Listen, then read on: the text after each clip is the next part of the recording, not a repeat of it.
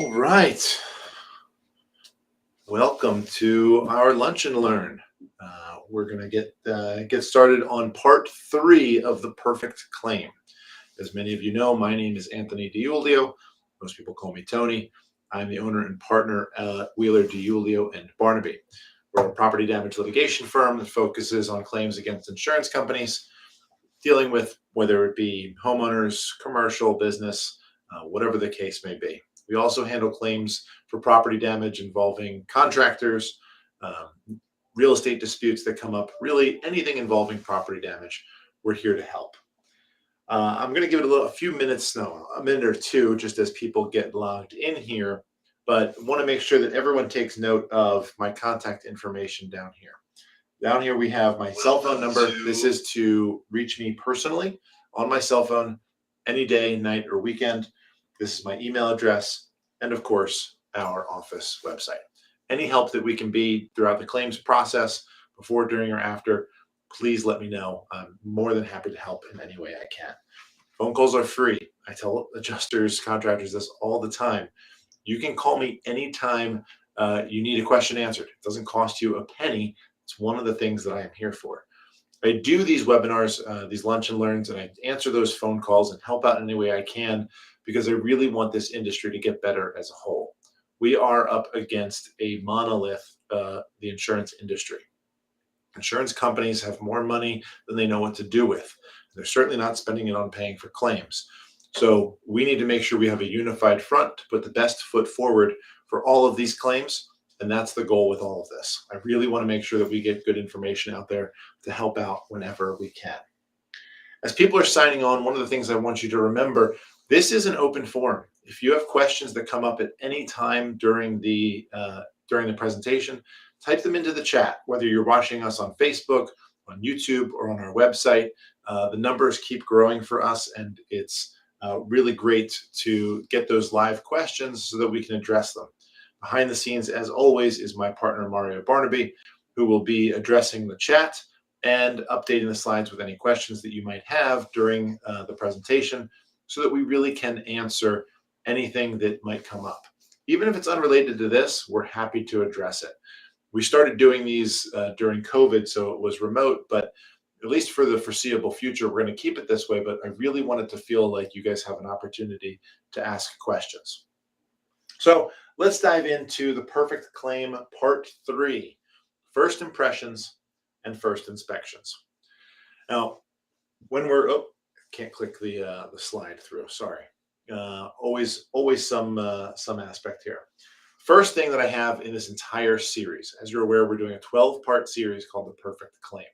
I have put this disclaimer in every one. I'm going to continue to put it in every one, in essence, stating that not every claim is perfect. Just because it's not a perfect claim or something doesn't go exactly right doesn't mean it's not covered. Insurance companies, I don't want you coming back saying, hey, look, Tony says you're supposed to do this, you didn't do it, so it's not covered. That is not the intent here. That is certainly not the message that we're portraying. So here is the official disclaimer for that. Great, done, out of the way. If you missed last month's part two, we discussed finding the claims. In our industry, it's important that we're finding the right clients and the right losses. You don't want to be wasting time writing up claims that aren't covered or have too many problems with them that don't ultimately make it worth representing the insurance.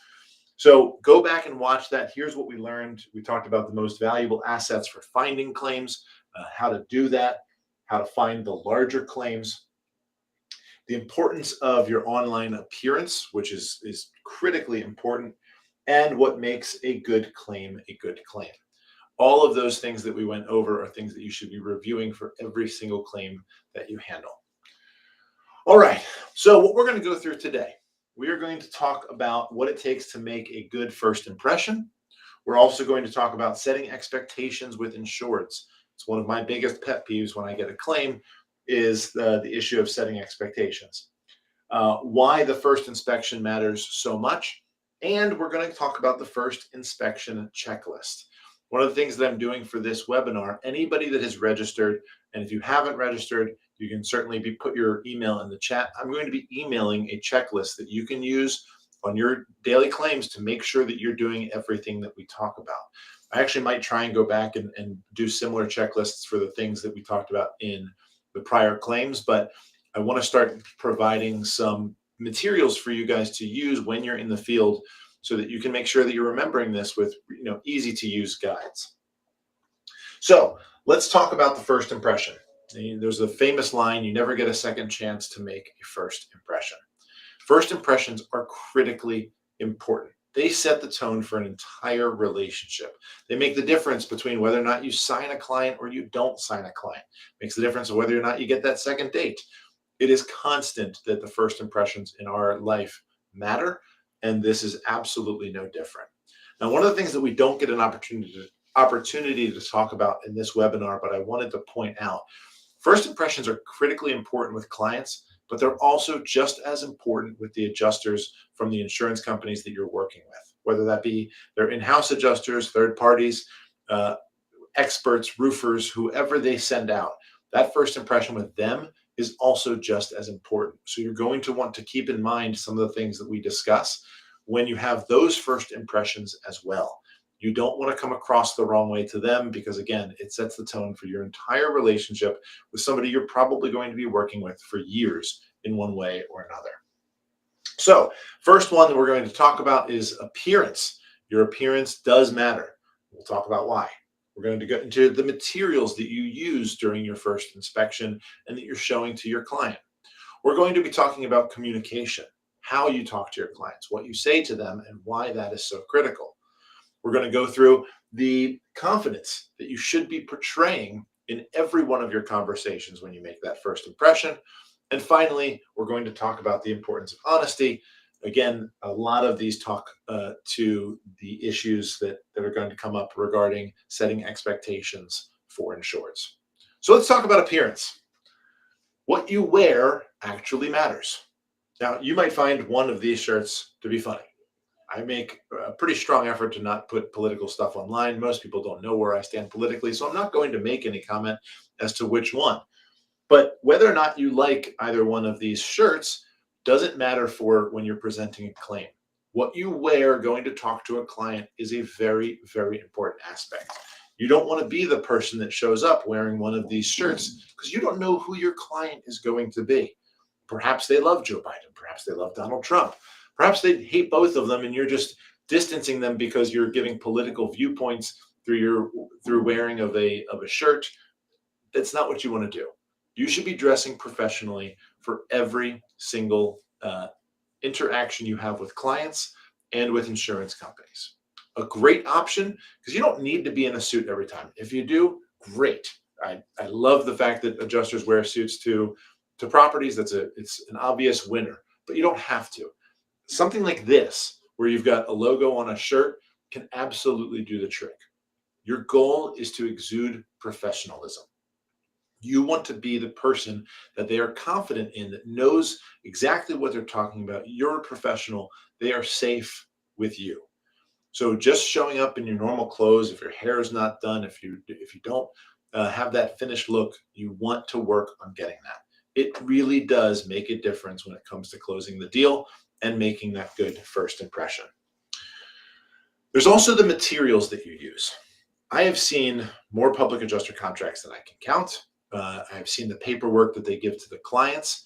Some of them are great. They look professionally done. They're clean, they're neat, and they're easy to understand. Others, it looks like someone just put something together in a Word document and made it look like a fifth grader wrote a letter and it's something they're supposed to sign. It makes a difference. You should have a letterhead for your company. You can go onto a great website. It's called Fiverr. It's Fiverr, I believe is the spelling of it. For about $5, you can get someone to design you a letterhead that you can use on everything that you've got, your correspondence. You can put it into emails. You can put it on your contracts. There's next to no expense to it, and it adds so much professionalism. They do other things too. They can put together presentation folders, and this is what you should have. You should have a folder that you give your insureds on every single claim that walks through simple things like, hey, here's the expected timeline. Here are problems that might come up. Here's the contract. Here are all the documents that I need you to review and keep a copy for yourself. Presenting it in a folder can make a huge difference in just how you come across as a professional in this industry. If you're just going through and finding loose leaf papers in a bag, that doesn't exude the professionalism that you want to show when you are signing these clients up. Proper business cards. I can't tell you. I go to conventions, as a number of you probably know and have seen me at. I speak at them often and I have tables. As part of those conferences, we always ask for some giveaway that gives us business cards from adjusters. First, it shocks me the number of public adjusters that don't have business cards. This is not some major expense. Again, for $5 on that Fiverr website, they can design your business card and you can have them printed. You get like 200 for like $20 or something like that. It's absolutely worth it. And it should have all of your contact information on there and available for the insured to contact you. This is a no-brainer. So you absolutely need to do that. On top of that, you want your forms to look professional. You need to make sure that you have that letterhead, to use forms that are consistent throughout, that outline everything the insured needs to know and needs to sign. You want that professional look. I don't know how many times I need to say it, but that is what makes the really good adjusters set apart and sign those claims that others might end up losing. Conversations. What you say matters. It's not that you need to be the most intelligent person on the planet, but you need to present yourself in, again, professional and articulate way. So when you're talking to them, talk to them like people, right? These are people who have suffered really horrible events most of the time in their life, whether they've got significant damage to their property, they lost their home in a fire. I mean, they're really traumatic situations. So you want to talk to them just like normal people. I can't tell you how many times I've gone to one of these conferences and heard an attorney giving a presentation, and they talk like attorneys. And I get it, right? We have a very specialized field. We do some really specialized work. But when we're giving presentations and when I talk to clients, I talk to them the exact same way I'm talking to you now. You're just people. We all are. And speaking in a way that both shows you have knowledge of an industry, but also that you can get a point across in an articulate but not overly complicated manner can really set you apart from others as well. So when you're talking to them, make sure you keep that in mind. Make sure that you sympathize and empathize with them. Sympathy is when you're taking it from your own experience and trying to understand a person's situation. You've personally experienced a flood in your basement, so you know what they're going through. Empathizing with somebody is when you're trying to put yourself in their particular shoes. So maybe you haven't had that flood, but you want to try and show them that you understand and express to them how much you've seen as a professional in this industry and how many people you've been able to help because of that experience. Be that person that they can talk to, and they will have a lot more trust and a lot more confidence in you. KISS. Keep it simple, stupid. This one is, again, important for explaining issues that come up through the insurance process with your insureds. You don't want to use terms like HO3 without also explaining that all that means is you've got coverage for really anything that happens to your property unless there's a specific exclusion, a limit, something that wouldn't make it covered in your policy, right? Having that simple conversation, again, makes you more relatable for the insureds, makes them like you more as a person, and gives them more confidence in your abilities and what you're going to be doing for them. Finally, you want to give them their proper expectations. I'm going to say this probably 15 times before it is done, and you're probably going to be annoyed by the end. But when it comes to setting expectations for insureds, it is critical, absolutely critical, that you are honest with them and that you really outline what to expect in a realistic claim. I understand the difficulties of being honest with an insured and saying this might take a long time, because you might go up and you might be bidding this contract with somebody who comes in and says, oh, I can get this done in 30 days. Well, sure, it would be great if it actually happened, but it doesn't always happen.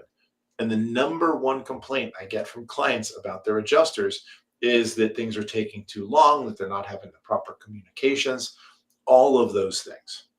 I want to give you one of my tricks. And I really think you should be using this as well. I tell insureds whenever I get a new client into the office that there is long stretches of litigation where there's a lot of behind the scenes stuff going on, filing complaints, waiting for answers, case management orders, just sitting and waiting for the court. I'm not in a position in my office to be giving claims updates, every week or even twice a month. It's just not going to happen. So I tell clients, if you need an update, I want you to give me a call, shoot me an email. I will be happy to give it to you. But I don't want you to be discouraged if I'm not reaching out to you every other week, thinking that I'm not doing anything. I remind them that we are 100% aligned in the outcome of this claim, which means the more money for them is the more money for me. I'm never going to shortchange them or try to resolve a case too quickly simply because it's a faster process. The other aspect is I don't get paid until they do. So it's absolutely critical that they know that I'm working as hard as I can be to make this move on as fast as I can because I don't get any outcome until they do. So if you can remind them of that and tell them, look, and reassure them, I'm working behind the scenes. Just because I'm not calling you doesn't mean it's not happening. So if you want an update, great, call me. That's not a problem. But if you don't hear from me, I don't want you to be discouraged. That one little warning or explanation to them has made the world of difference in expectations from clients when it comes to communication. It takes a lot of the weight and pressure off of the biweekly updates that some clients might otherwise expect. So set those expectations properly. All right, confidence. How you say it matters. Now, most of you know that I've been doing this for over a decade. I've seen a lot when it comes to these claims. I'm hard pressed to find one that is completely unique in its loss, but it happens every once in a while. But generally, I've got an answer for any question, at least some level of an answer. And if I can't get it, I find it for whoever's asking it. And that's important because I make sure that people understand I've got the knowledge, I've got the information that you can come to me with the questions and I can be there to answer them.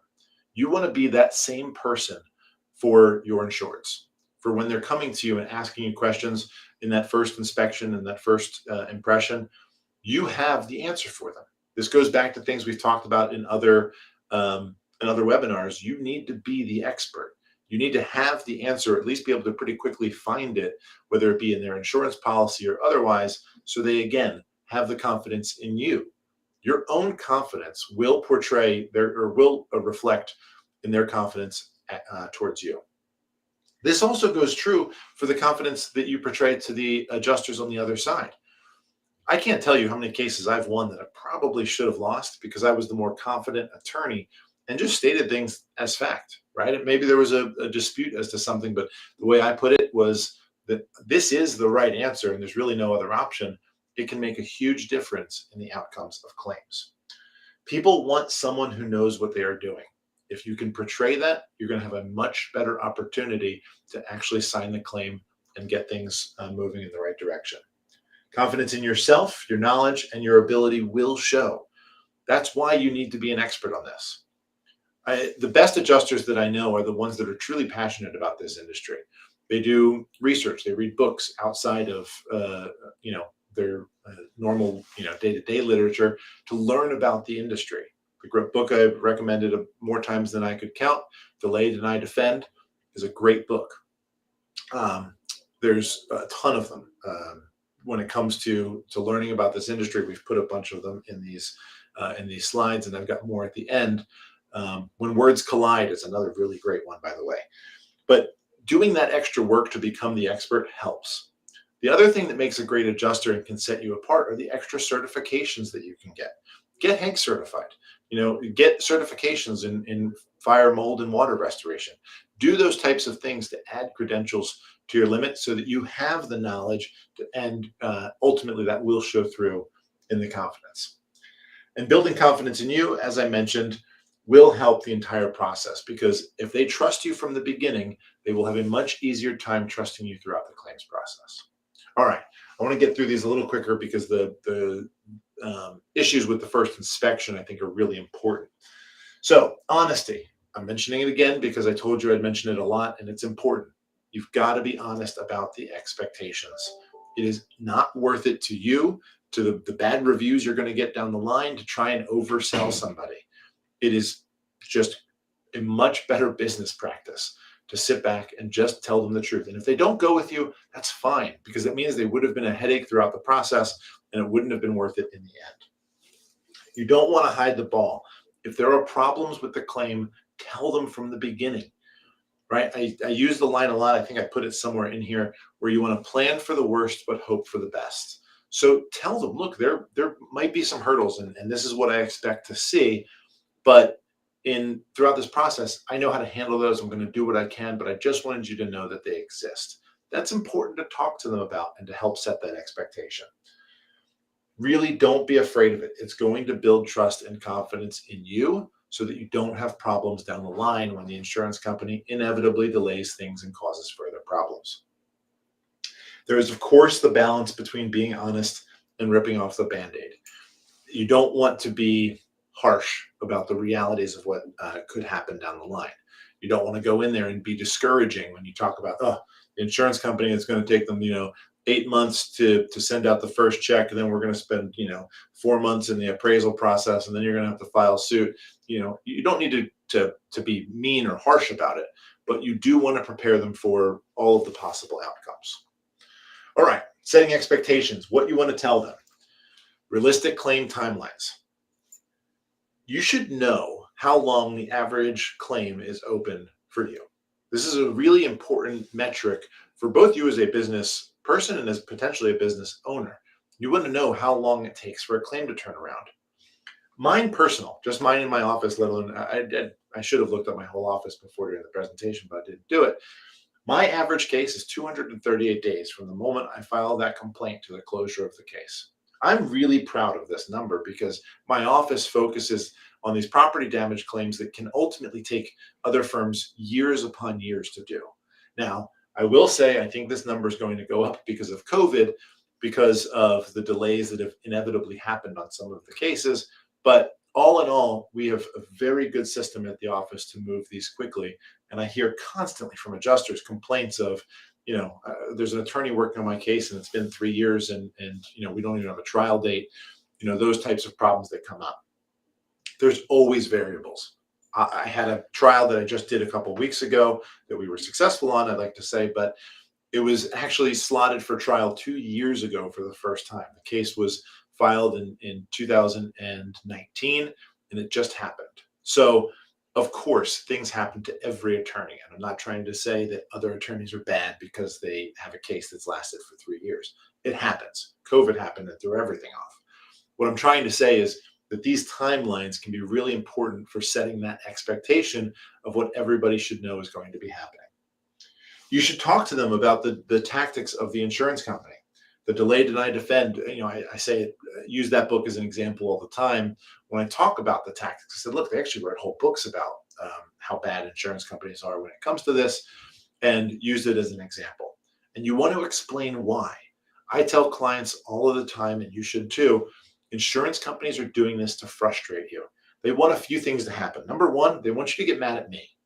They want you to just not use me or to fire me from the claim because they know that it's easier to deal with you and pull one over your eyes than to try and do that to me. So they want me out. They want me uninvolved in the case, so they want you to get mad at me thinking it is my fault. I promise you that's not going to be the case. I'm going to push it as hard as I can. They also want you to get frustrated at the process because they want you to give up. They want you to walk away and say, you know what, this isn't worth it. I don't want to do it. I'm done. See you later. Because they win that way. And if you set that expectation early on and you tell them those things and explain them why, you have a much better chance to have a client that's willing to put up the necessary fight to get what they are owed under that insurance policy. You need to make sure they have the realistic expectations. Here's the quote I mentioned before. Prepare them for the worst and hope for the best. And explain that to them. They will appreciate it, I promise. All right. Now we've gotten through the first impressions, and those are really important. Again, I can't stress how important they can be to signing the claim and really building the foundation for how the entire claim is going to go. If you have questions or want advice on things that you might want to put in your packet, I would be happy to help you with that as well, because just off the top of my head, I can think of putting in a timeline, not with dates, but these are the events that you can expect to be happening through an average claim. Again, always making sure there's variables. You want to just present information. Whether or not they read it or use it, that's up to them, but it's there for their use. So things like that can really make a difference. But I want to talk now about the first inspection. It's the most important inspection you're going to do at the property, and it's absolutely critical. This is why. Right? You don't want to miss something. It took me a long time just to get that clip down, so I was really proud of that one, despite the cheesiness and the smirk that my partner has behind the camera right now. I get it. It's cheesy, but it's true. You don't want to miss something. You don't want to miss important information. You don't want to miss important damages. And so you need to make sure you go into every claim with a game plan. And I have a system set up so that everything gets done that needs to get done. The systems that you set up, and this is something we talked about in the very first webinar, will make a world of difference for your productivity, for your profit lines, for claim results, for everything. If you get a system that is just consistent and you just knock it out the same way on every claim, you're going to find that you will be far more successful in this industry. So let's talk about that. Did you know that the less time you spend on a file, the more money that file is worth? Now, what I mean by this is, as most states almost require, it's not actually required, but it's really expected, you're going to be working on a contingency fee. Now, there are some states that don't have that, and there's some bills out there currently working on that. But the point is, on a contingent file, your profit line is directly related to how much time you put into the file. If you have a claim where you're going to make $1,000, if you've put in 10 hours on that claim, you're making $100 an hour on it. If you're putting in 100 hours on that claim, all of a sudden you're making $10 an hour. So it's important to recognize you want to minimize your contacts and work on a file as much as is reasonably possible. There is, of course, a balance to this. I'm not telling you to go in, do as little as you can on a file and just hope for a high return. That is absolutely not the way to practice as a public adjuster or as a contractor or as anyone else that might be watching this. But there is a balance to try and find that kind of reasonable amount of minimal work. So you need to create a system that allows you to do that. And the first inspection is so critical for that, because if you take the time to do the first inspection correctly, to get all of the information that you need, you're going to find the amount of time you save down the road exponential on a claim. Because you're not going back to the insured and saying, hey, I need to reinspect for X, Y, and Z things that we didn't go over the first time. Hey, insured, do you have X item that I should have asked you for the first time around, but I didn't? And now you're all of a sudden waiting on the client to give you information. You're waiting on documents. You're waiting on an inspection for photos. Who knows what? But the point is that time is all time that is unnecessary if you do things right the first time around. Yes, it might mean your first inspection is a little longer than you've been doing in the past, but I promise you it's going to save you time down the road. So to that end, I've created this document.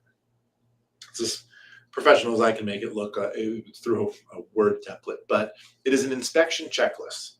And as I said, I'm going to email this out to anyone that had registered for this course.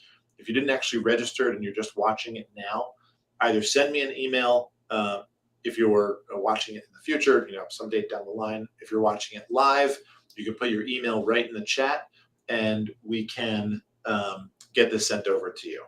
And you can use this checklist on every one of your claims as your initial guideline or guideposts for what you should be doing when you go out to do that first initial inspection. So let's break this down. That's really hard to read, so let's blow it up a little bit. First and foremost, with these inspections, with this first inspection, you want to get the policy. I know how burdensome it can be. Property owners don't often have the full policy. If you're lucky, they've got their deck page and renewal packet, and that's a minimum. You need their deck page. But what adjusters seem to miss or forget about is they can go online and get their policy with almost every major carrier today. So if you've got to go to someone's house and they have Allstate, and you say, oh, we don't have an Allstate policy, I don't have one in the house. Great, let's take 5 minutes. I'm going to walk you through the process to register online with their online portal, and we can grab the policy right there. It's so much easier to do that and spend those 5 minutes going through that process with them than trying to get the policy from the insurance company or from the agent. You're going to spend a lot more time on the phone and doing emails and just waiting than if you try and just go online and get it there. Absolutely critical. I can't figure out to this day why more people don't do it, but take the time to do it. And don't just tell the insured. If the insured's not tech savvy, you've got some 95-year-old woman at her house who has a leak, has no idea how to go online to do it, walk them through it. Sit there with them. You should have your laptop or tablet and actually do it with them. There's really no reason to not. Number two, this one's really important on a lot of claims when there's any level of contestation to it. Pre-loss photos. One of the things I should mention before I dive into this, I want to say this now before I forget. The reason this checklist is so important to do at the first inspection and first meeting with the insured is that's when they are most hyped up and wanting to help. Hey, I need this claim done. What do I need to do? They are in the zone of helping at that point. 2 months down the line, when you all of a sudden need documents and they've been living with this and they've realized they can get along with life, might not be convenient, but it's okay. They're not nearly as likely to be as responsive or helpful. So doing it at the first inspection makes a huge difference in their ability and willingness to help. So pre-loss photos. The reason I say that is this one takes a little bit of digging. See if you can ask them, hey, by the way, do you have any photographs on your phone that we can go through real quick? Just of house parties or a holiday party or some gathering that shows this area of the home. Maybe you've got your old school and you've got photo albums. Whatever it may be, if you can find those pre-loss photos, that can make a very big difference in proving to the insurance company prior condition that it's not long-term or ongoing. I mean, there's a ton of reasons to ultimately do that. This one is probably my biggest pet peeve when it comes to getting a file from an adjuster. At your first inspection, first time you are at that house, you should be taking photographs. I don't know why adjusters don't do this. I still, to this day, get adjusters who tell me, oh, I was there with the insurance company. They were taking a ton of photos. I was just going to rely on theirs. What? It blows my mind. The insurance company is going to take a photograph that looks good for them, as good as it can look for them. So they're going to be, when you get that photo log, you're going to see not only do they not have all the photos that they took, they're going to go through and filter them. If you didn't know that happened, I'm telling you now, they take out the photos that particularly look bad for them. So you want to make sure that you are taking your own pictures. So take them. You have a phone. I guarantee all of you are sitting somewhere nearby to one of these. It takes perfectly good photos. You don't need some high-end digital camera. So you take them, wide angle shot of a room as much as you can, and then the close-up areas. Have a system in place so that you know, hey, this photo of the wall that shows this damage right here, I have no idea where this is. My office has, 30,000 square feet of walls probably that look like this. If you're close up, you don't know. But if your system is, I take a wide angle and then I take all the close-ups in that room, you'll know which room you're talking about instantly. Take photographs. Take more photographs than you think you need. It is unbelievably helpful later on in the claim. Number 4 on this list, I didn't number them, but the last one on this portion of this blow up is to do a video walkthrough. Now, this one is missed by most adjusters that I know. Luckily, most adjusters do take photographs, but most of them don't take a video walkthrough. The reason the video walkthrough is nice is because it captures those things that you might not get in a picture for one reason or another. Whether it be, contents that are in a room that happen to be below the photo line, or a condition that you didn't see in the first time around and missed taking an actual photograph of it. Those videos can make a huge, huge difference. I'm working with an adjuster now who uses body cams during his inspections of the property. Mainly he uses them when he's doing inspections with insurance companies, but can use them during initial inspections as well. And it was really helpful because we actually, he he found evidence that the roofing claim that was being put in, where they denied it, saying that there was man-made mechanical damage to the shingles. Well, he took photographs from his first inspection. There was no mechanical damage. He videoed the inspection with the insurance adjuster, and it was one of their ladder nows or someone like that, and actually have him lifting the shingle, putting his forearm underneath well beyond 90 degrees on that shingle, and then it laying down, and all of a sudden the mechanical damage is there. I mean, it's gold. It's as good as it can get. That's what you need, and that's what you can get from doing things like video inspections. It gets the things you might otherwise miss, and it doesn't take long.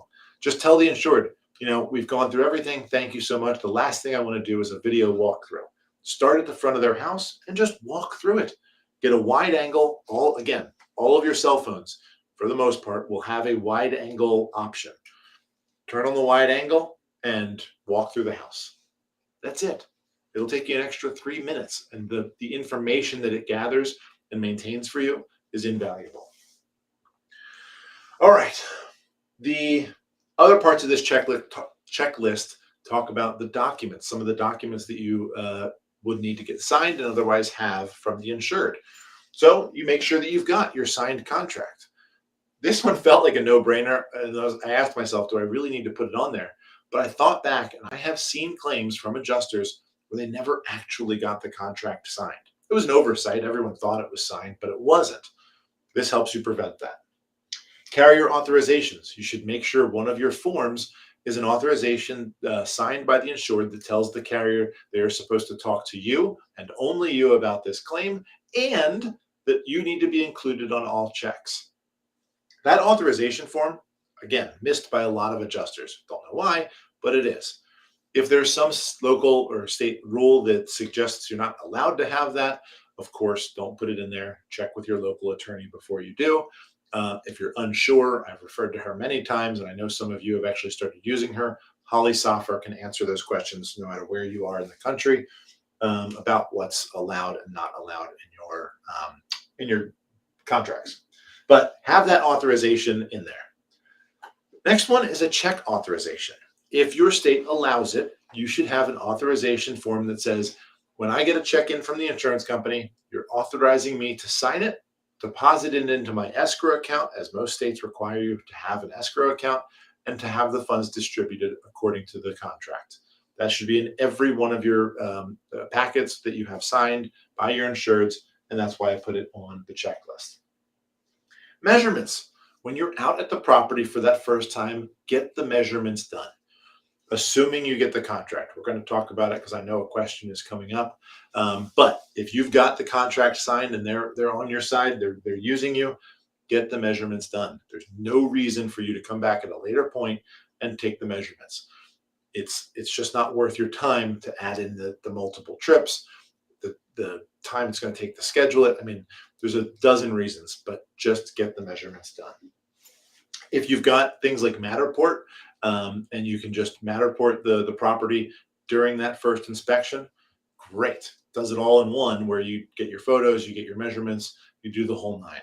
I know there's a bunch of other companies that are coming out, even through your phone, that you can do measurements and photographs through. Find one of those. I think they save a lot of time for adjusters.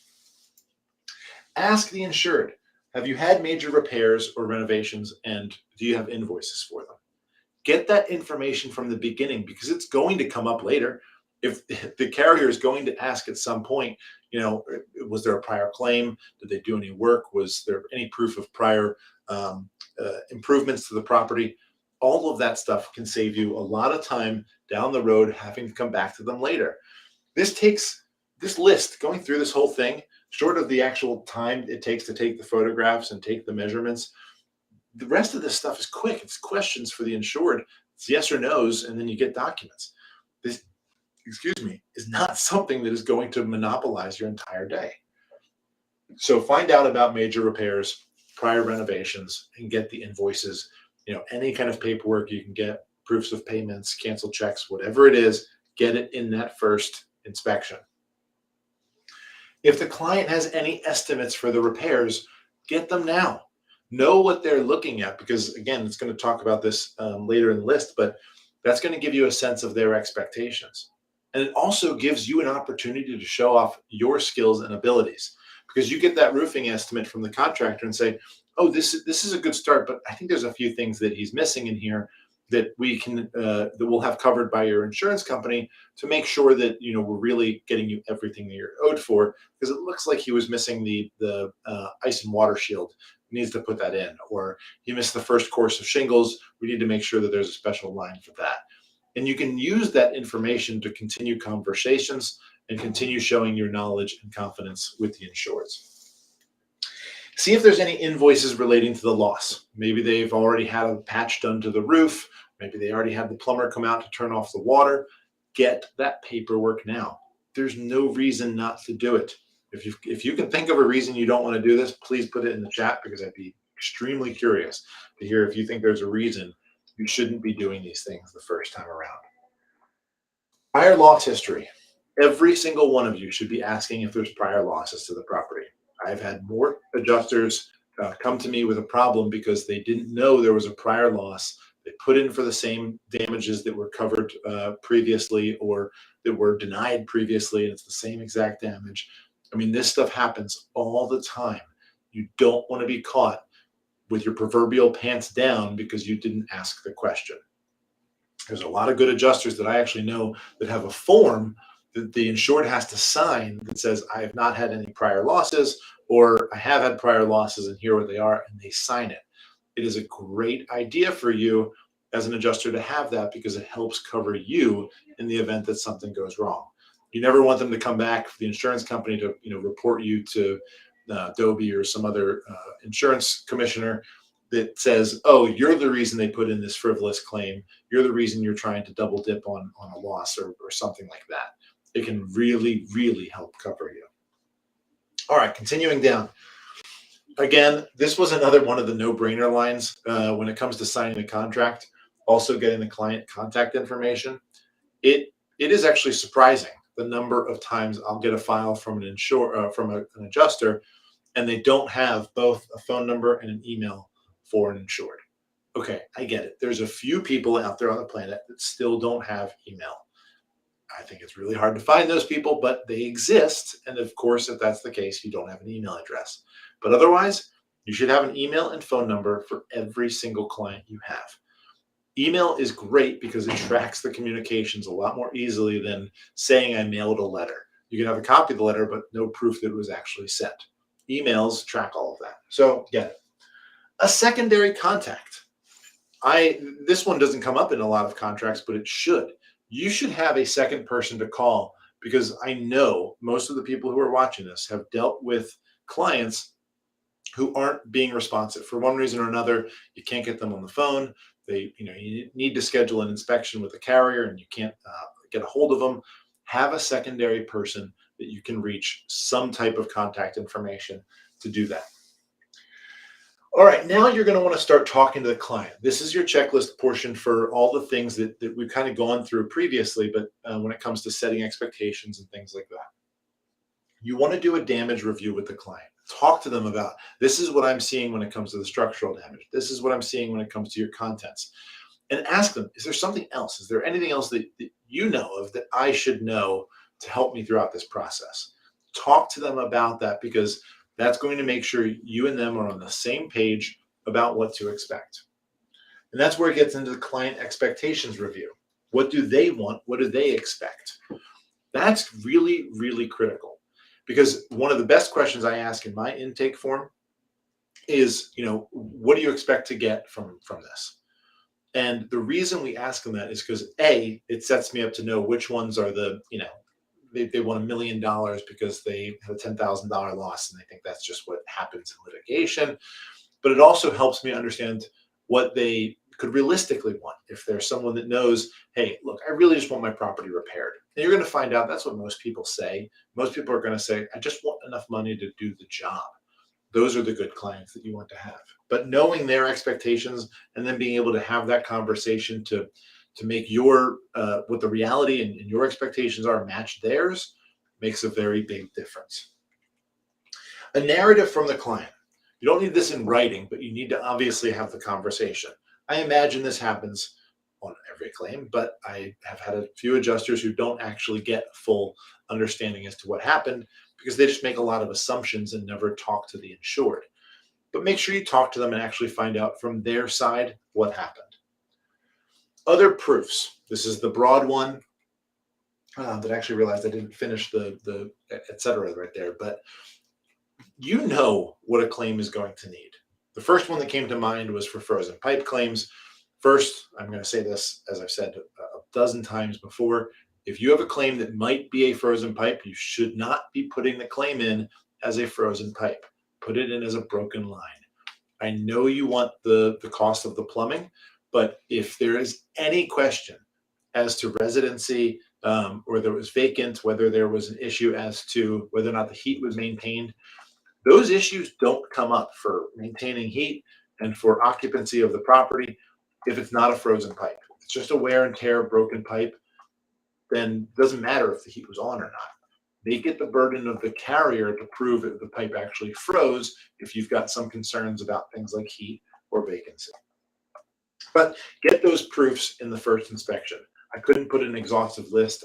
Honestly, I couldn't think of everything that would ever come up anyway, but you know what those things are, so make sure you get those proofs now. Track your referral sources. You want to find out how they heard about you, because that's some really important information to know. Hey, Tom Jones, sent me 36 clients last year versus, Brittany Smith, who only sent me 2. Knowing that can make your job a lot easier down the road when it comes to figuring out where do I want to market more, who do I need to make sure that that they appreciate or they know that I appreciate their efforts. Finally, set and discuss a plan and next steps with the insured. Every meeting you have with the insured, every conversation should end with, all right, so here's what I'm going to do, here's what you need to do, and here's what we expect as a result of doing those things. That's just good business practice in general, but it makes sure that the insured knows that you are doing something, that you're still working on this, and it sets an expectation for what exactly is going to happen. So if you do these things, if you really go through and have this checklist, this is a great start. I might be missing something. If you've got an idea of something that should be on this checklist that I should add before sending it out, put it in the chat. I'd be happy to amend and change this list accordingly. But this, I believe, is a really great starting point for what you should be doing at every single inspection, every single first inspection. As you'll note, by the way, on the right side of this, I have key things to remember. A lot of this is the things that we've discussed earlier on in this presentation. So it's got, setting expectations, warn about insurance company tactics, right? Including, but not limited to, adjuster changes. We're currently fighting that issue right now to try and show that carriers are being unreasonable by assigning 6 different adjusters throughout the course of a claim. So if you need help with those, let me know. Reinspection delays. Oh, we need to come out and see something again. Investigation delays. You get that letter. Oh, we're continuing to investigate the loss, so we're going to take some more time. Document request delays. Oh, we need, now we need to see your mortgage from 2001. Can you send that over?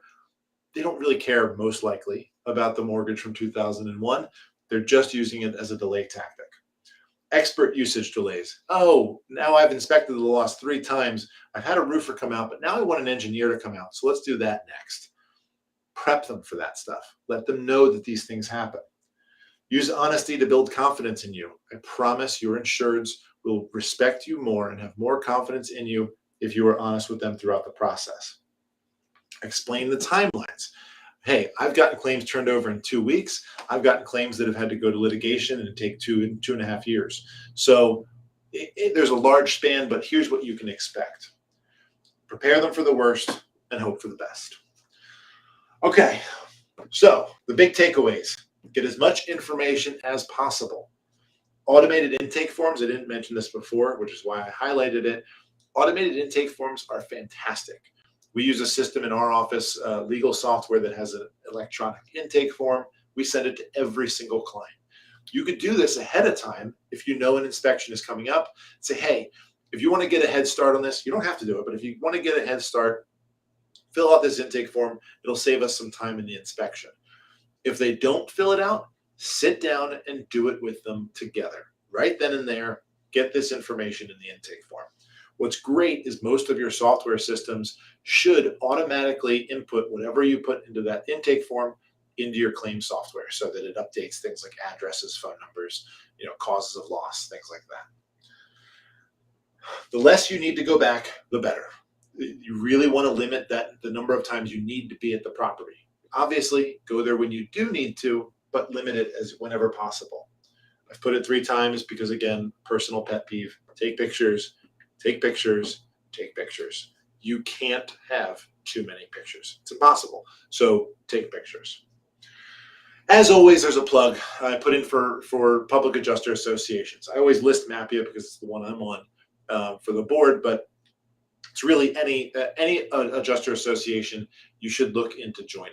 They are fantastic organizations that not only provide assistance to you when necessary when it comes to CE resources. For example, we've got a meeting coming up next month where there's going to be CE credits offered, not to mention the free food and drink that's involved, but that's part of it.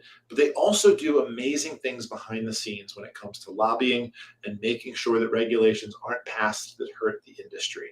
Mapia has fantastic lobbyists that we work with that have prevented some really bad bills from going forward in different states. So be involved with those. It's really, really helpful.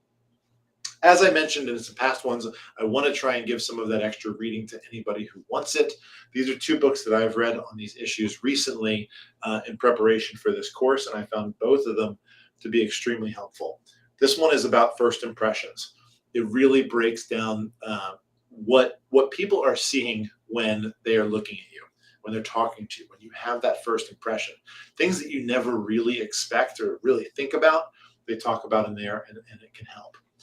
Measure What Matters is a really fantastic book about both the intake process and your entire process in general, and understanding things like how long you have a turnaround on a file can help measure the value that you're actually getting out of any particular loss, and talks about a lot of the intake process through it. So these are 2 other really great books that can help out if you're interested in some additional reading. All right. Let's get into some of the questions. Again, whenever you register for this course, you can put questions in with the registration. Whether it's related to the topic or not, I will get to the question because I want to make sure you recognize that that's one of the benefits I'm here for. So, first one, what if the scene changes from your initial inspection to your second inspection? Are you able to add additional items at that time? This was a really great question because it hits on a bunch of topics. Number one, it's important to know that you've documented the loss the first time so you know when there is a change versus it's something you just missed the first time. And that's an important distinction because let's say you didn't do the video walkthrough and you see some damage in there and you think, oh, I must have just missed that before. I'll add that into the claim. Well, if it later comes out through a recorded statement or an EUO, oh no, that was new damage that came up somewhere else. All of a sudden you could get yourself in some trouble for presenting it as part of the loss. So to answer this question, if you have a change in the property that is unrelated to the loss, obviously don't add it in. If it is a change that you can directly relate to the cause of loss, absolutely. There's nothing that says you can't put that into the claim when you present it to the carrier. And then finally, obviously, if it's something you just missed from the first inspection, add it in as well. There's no reason, for example, if you've got wind damage to a roof and you've got issues of broken seals, we all know if there's a broken seal on a roof and another storm comes by, those shingles are far more likely to break and come off of the roof. Well, if you've now got shingles that have fallen off the roof after the storm, and you can relate that to the initial loss, there's no reason you can't present that information as well.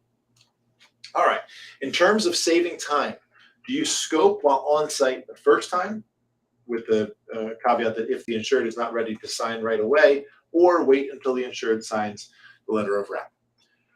Until you've got the signed contract, it's not worth your time to measure it. There's too many variables that can happen when it comes to measuring a loss. Or getting it actually signed up, I'm sorry. If it's small, if you think it's something that can be measured in 10 minutes, probably should do it. It's probably not worth waiting. But if you've got a decent sized claim that's going to take you, an hour to measure out, then it's probably worth waiting until you actually have the signed documents. But your goal should obviously always be to close that deal in the first interview and first inspection. If you follow these rules and if you show that honesty and that confidence and that knowledge, your rate is going to go up when it comes to closing these files. It's inevitable because people that have confidence in you will want to sign with you. State Farm is requiring a live video of an experienced roof repair contractor to do an attempt to repair before they will consider a full replacement. There are 39 wind damaged shingles on a small roof. Any suggestions? I put this question, obviously has very little to do with this topic, but I'm getting this one a lot. State Farm, as everybody should know, has taken a few new stances recently. Number one is they're not paying for roof replacements, certainly without some real serious pushback. They're not going to appraisal on claims. They're doing everything they can to avoid that. So this is their new tactic to say, well, look, we think it can be patched with 39. So send us a video of someone trying to do that. Number one, if you've got someone in your back pocket, well, that's a bad term. If you've got someone who you know that does roof repairs and you can call them up, then absolutely have them go out and just do it. What I've had a few adjusters do is you can actually find some videos on YouTube of people attempting repairs. And I have them send a letter to the adjuster at State Farm saying, we're unable to find a contractor who would facilitate a repair because it's impossible. But here's a video showing the attempted repair that has failed. If we get a good bank of those types of videos that we can keep using, there's absolutely nothing that says that would be improper, and it shows our stance. And if the carrier wants to attempt a repair, have them do it. Have them go out and say, look, if you think this can be patched, send someone that you think can do that, and I'll be happy to let them try. But we both know that they'll never actually do that. Any new developments on sump pump claims, Storm Ida related especially?